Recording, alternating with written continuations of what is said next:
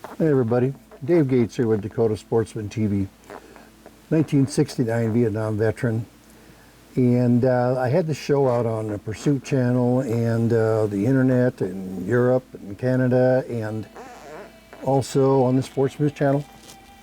And I've been kind of waiting here. I've been working on a project now to help the veterans in the drug and alcohol rehab program down south of here at Hot Springs to get back into life, give them some skills and stuff. And I've been kind of waiting to go out and do a blog about the veteran situation until I had the factory going.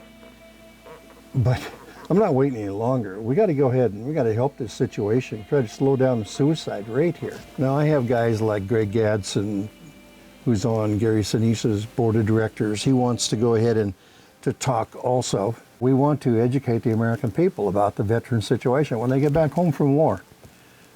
And why it's so hard for them to integrate back into society. And a lot of them end up in prison or end up on drugs and alcohol, and they just sink out of sight. Well, I talked to a friend of mine over and around Grand Junction, Colorado, who was a sniper in Afghanistan. His counselor was a Vietnam veteran.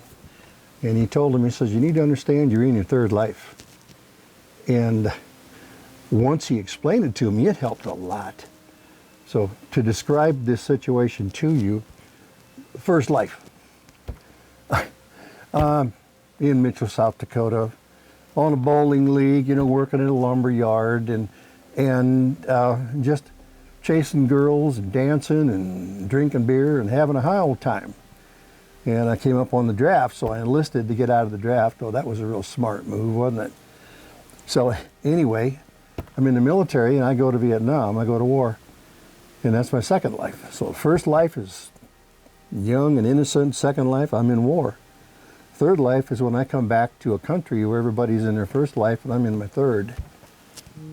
Yeah, one way or another, far as I can tell, every good soldier does time in hell. The lucky make it home, but we never escape. Really is. Get guilty sometimes. The way that I ran around.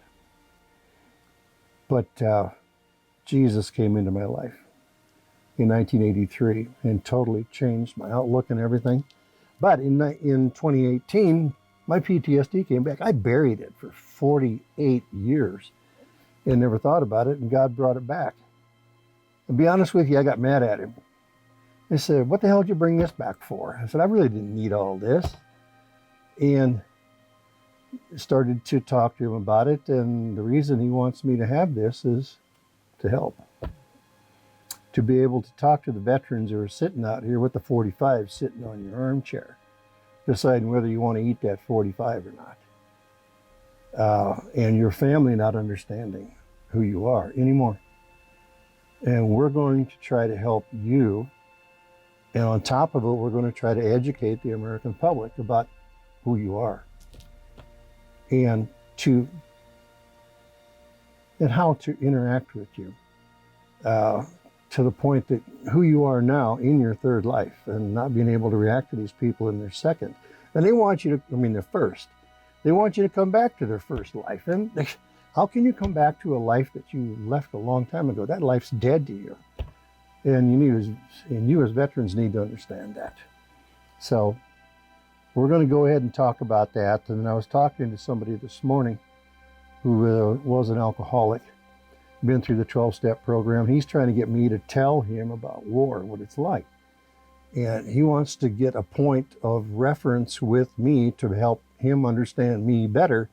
And we as veterans balk at that. Why do you need to understand who I am to understand me better? That's a little different, and we had a big discussion about that. And someday what we're going to do is him and I are going to sit down at a round table and maybe get Greg in on it or a few other people and just discuss this thing about how to get the American people and the veterans on the same page as much as possible. You're never going to get on the same page with a veteran. You just try to do the best you can.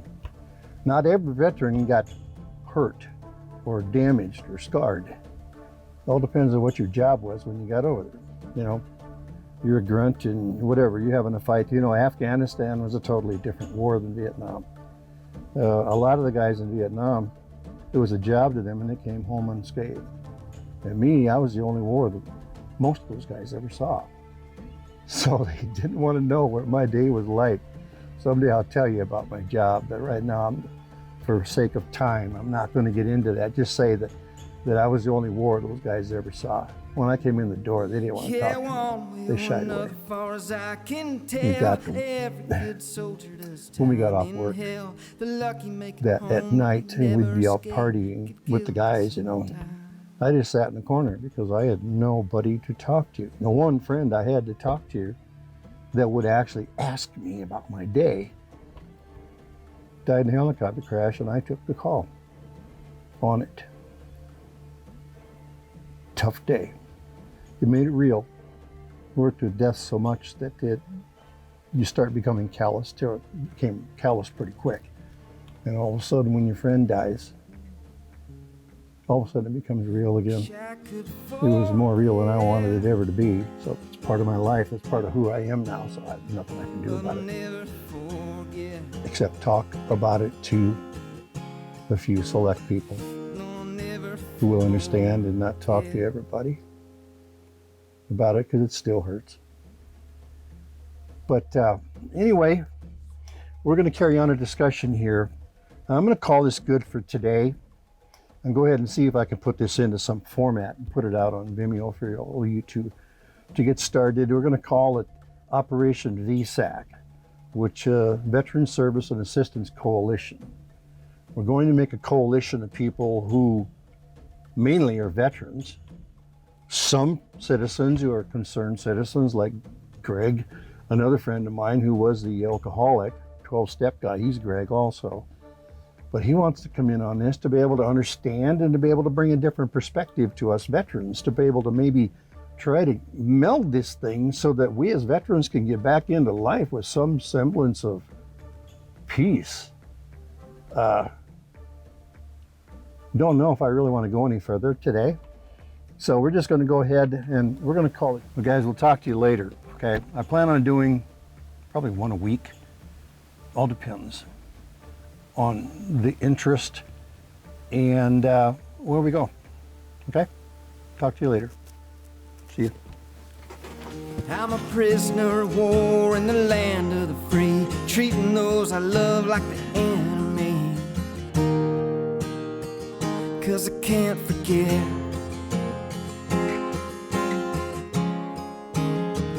No, I'll never forget.